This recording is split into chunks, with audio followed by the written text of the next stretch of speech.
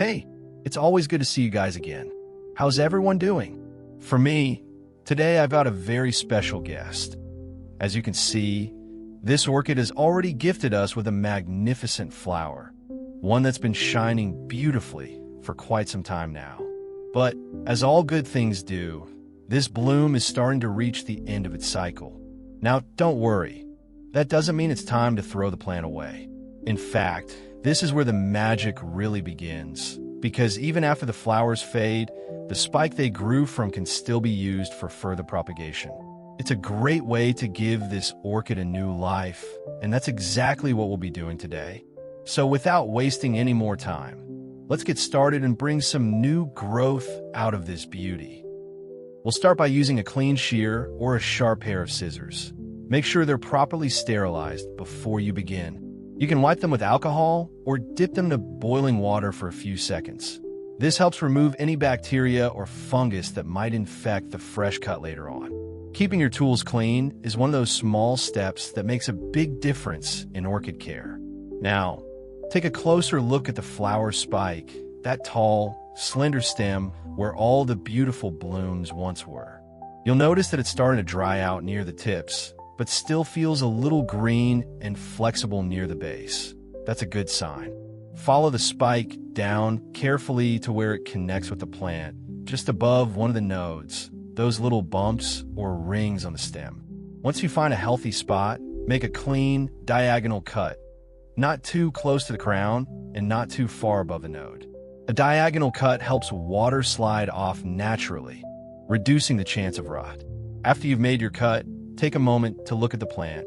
The open wound might release a tiny bit of sap, which is completely normal. We'll use a clean razor blade next. Make sure it's sharp and disinfected, just like before. A clean blade helps us make neat, precise cuts without bruising the tissue. Now, take the flower spike we just removed and lay it gently on a flat, clean surface. Look closely along the stem. You'll see those small rings or bumps. Those are the nodes.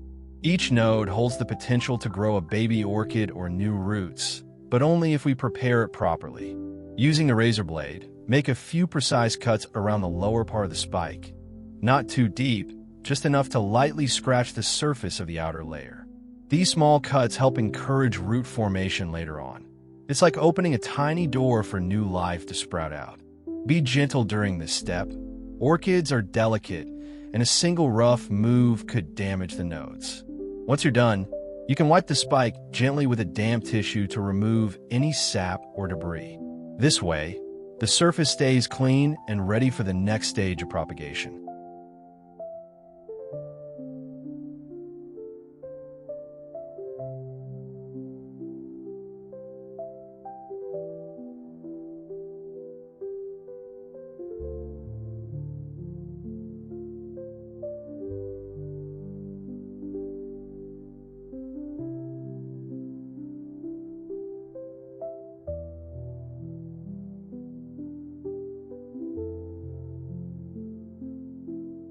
Once that's done, we're going to repeat the same process with the other flower spike. Having two spikes gives us double the chance to grow not just one, but two beautiful new orchids in the future. Take your time with this step. Just like before, make sure your razor blade is cleaned before moving on to the second spike. Lay it flat, identify the healthy nodes, and make those same gentle, precise cuts along the surface. Remember, these tiny incisions help stimulate new root growth later on, so a steady hand really pays off. By working with two spikes, you're also giving yourself a safety net. Sometimes one may root faster or stronger than the other, and that's completely normal. Every spike develops at its own pace. What matters most is that each one has been properly cleaned, trimmed, and prepared for propagation.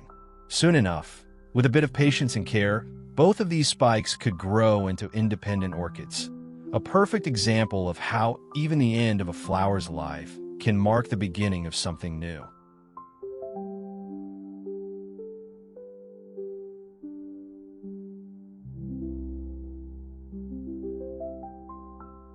Next, we'll be using candle wax. Yes, regular candle wax to seal off the wounds. This helps protect both the cut spike and the mother orchid from infection or dehydration. Start by lighting a small candle. Let it burn for a short while until the wax softens and begins to melt smoothly. Once you have a bit of warm, liquid wax ready, carefully use a clean stick or cotton swab to dab just a small amount over the fresh cut on the flower spike. Be gentle. You don't need much, just enough to cover the open wound like a thin layer of protection. Now, don't forget the mother orchid itself. Where we made our earlier cut, that exposed area can lose moisture or attract bacteria if left open for too long. Use the same method, a small amount of warm wax, lightly applied, to seal the wound. This step will help the orchid heal faster and keep unwanted pests or rot from setting in. The wax will harden within a few minutes, forming a natural barrier that keeps everything clean and safe. It's a simple trick, but one that can make a big difference in helping both the mother plant and the cuttings recover smoothly.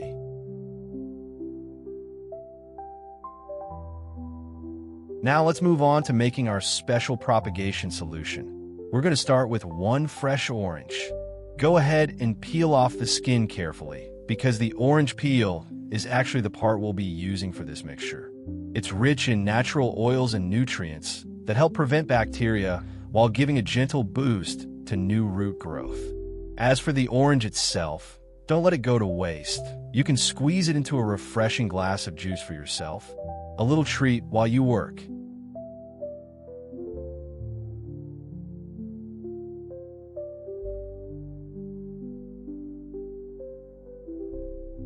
Once you've separated the peels, place them on a clean cutting board and start cutting them into small pieces. About the size of your fingernail is perfect. The smaller the pieces, the easier it will be for the nutrients and essential oils to release into the water later on. While you're cutting, you'll notice the pleasant citrus scent filling the air. That's limonene, a natural compound that not only smells amazing, but also has antibacterial properties. Perfect for keeping our solution clean and safe for delicate orchid spikes. We'll be moving on to our next ingredient. For this step, we'll be using 1 whole garlic bulb. Garlic might sound unusual for plant care, but it's actually a wonderful natural antibacterial and antifungal ingredient. It helps protect your orchids from rot and unwanted mold during propagation. Start by gently separating the cloves from the bulb. Then, peel off all the papery skins until each clove is clean and smooth. It might take a little time, but patience here really pays off. Once you've got them ready, place the cloves on a cutting board and start slicing them into small pieces. Not too fine, just small enough so the natural oils can be released easily into the water later on.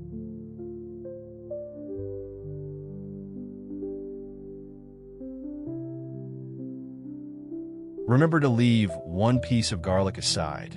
We'll be using this one to apply directly onto the flower spike. This step helps protect the cut surface from bacteria and encourages healthy root development later on. Take the garlic piece and make a small, clean cut right in the middle, just deep enough to expose the fresh inner layer where all the natural oils are. That's where the magic is, the concentrated allicin that helps disinfect and strengthen the plant tissue. Now, gently rub that freshly cut side of the garlic onto the open end of the flower spike. Move slowly and evenly so that the oils spread across the entire surface. You'll notice a light shine left behind.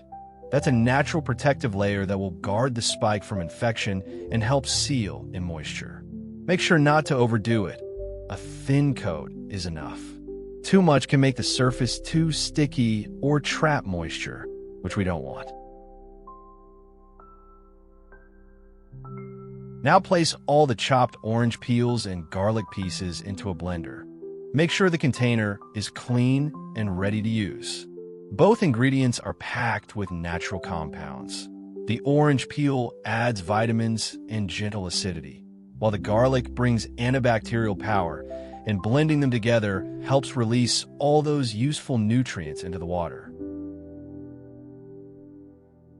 Next, fill the blender with clean water.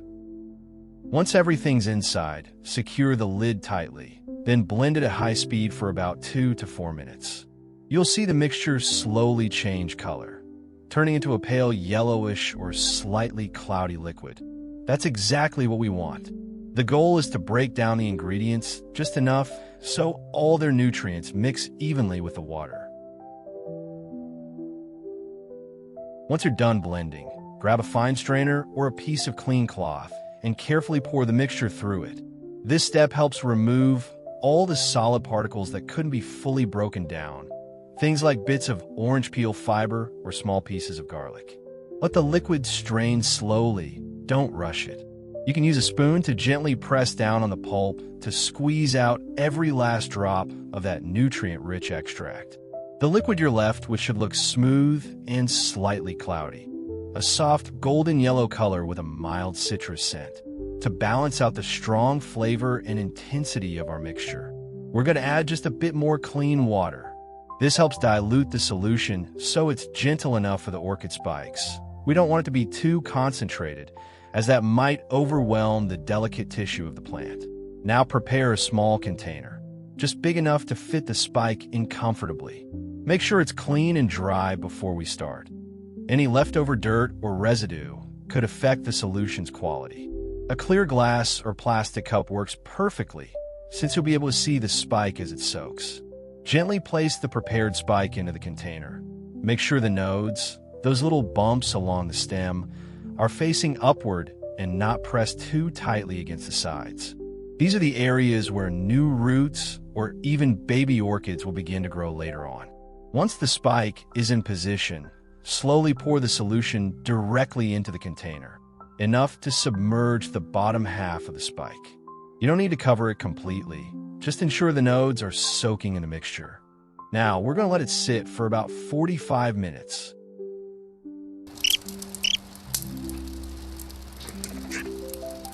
After 45 minutes, you'll start to notice some small but exciting changes.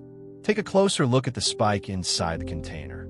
The surface might look a little brighter and smoother than before, as if it's been gently polished by the solution. That's the natural oils and nutrients from the orange and garlic working their way into the tissue.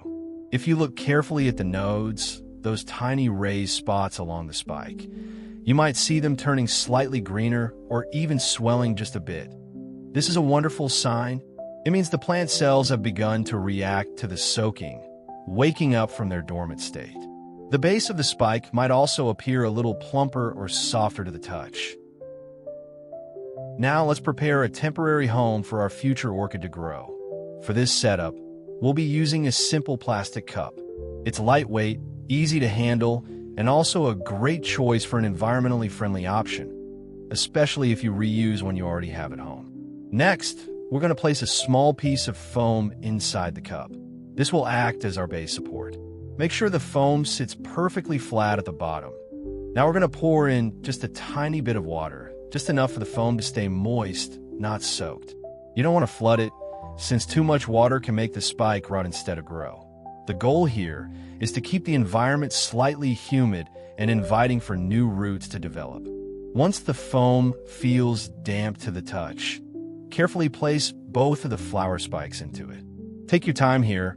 Gently position each spike so that it stands upright and steady. If one leans too much to the side, you can adjust the foam slightly or make a small slit to help secure the base. Remember, stability is key. A firm, balanced spike will root faster and stay healthy longer. After both spikes are positioned nicely, we're going to cover the top. You can use a lid or even a smoothie cup lid if that's what you have on hand. Just make sure there are a few small holes for air circulation. This step helps trap humidity inside while still allowing fresh air to move through, creating a mini greenhouse effect. Once everything is set, place your container somewhere bright but away from direct sunlight.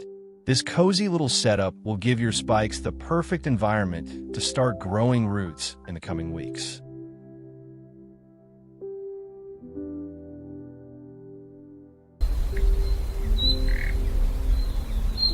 After 3 weeks, in good grace, you can already see enormous changes to the plant. What was once just a simple flower spike has now started showing signs of new life. small, tender leaves emerging from the nodes, and fine white roots beginning to push through the surface of the stem. It's honestly one of the most rewarding parts of orchid propagation. Watching something that once carried flowers transform into a brand new plant of its own. Take a closer look. The leaves might appear a bit soft or light green at first. That's completely normal. As they continue to grow, they'll darken slightly and take on that healthy, firm texture we all recognize in mature orchids. You'll also notice the roots are starting to extend, slowly wrapping around the foam and reaching for moisture. These roots are incredibly delicate at this stage, almost hair-thin and translucent, so avoid touching or shifting the spike too much while it's developing. This is also the perfect time to start adjusting your care routine just a little. Make sure the foam stays damp, not soaked. Too much water can suffocate the roots before they fully develop. I usually recommend checking it every couple of days. If it starts to feel dry, add just a few drops of water along the sides of the container instead of pouring it directly onto the plant. Keep your setup in a bright but shaded area. Orchids love filtered sunlight, and harsh direct rays can easily burn the tender new leaves. If you look closely around the base, you might even notice a slight swelling. That's a new growth node forming, a sign that the orchid is stabilizing and getting ready to produce its own energy. Within a few more weeks, these leaves will expand, the roots will thicken, and before long, you'll have a fully independent orchid that's ready to be moved into its own pot. Now let us prepare a new home for our two beautiful young orchids. Each one deserves its own comfortable space to grow strong and healthy. We're going to start by selecting 2 small pots with clear drainage holes. Drainage is extremely important for orchids, as it prevents excess water from sitting at the bottom and causing root rot. Clear pots are especially useful. They let us observe the root system and moisture levels easily, helping us know exactly when to water. Next, we'll begin filling each pot with a layer of clean pine bark. Pine bark provides excellent airflow and moisture balance. It keeps the roots oxygenated while holding just enough water for the plant to thrive. You can lightly shake the pot while filling it so the bark settles evenly and no large gaps remain around the sides.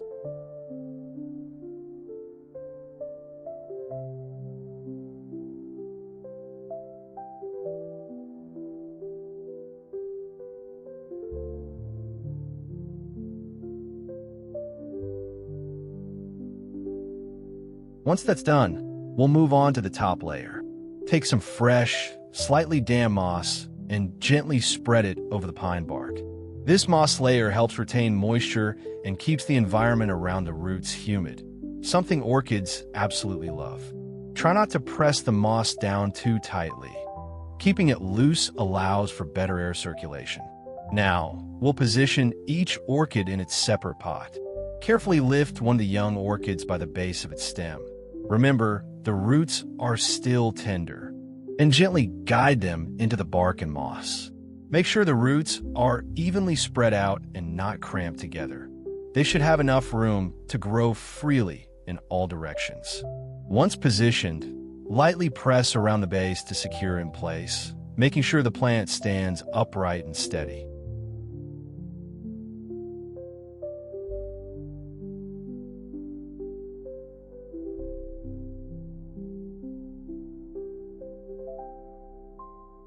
Repeat the same steps with the second orchid, giving it the same care and attention. Each one will now have its own little world to grow in, nourished by the airflow and moisture balance of its new environment.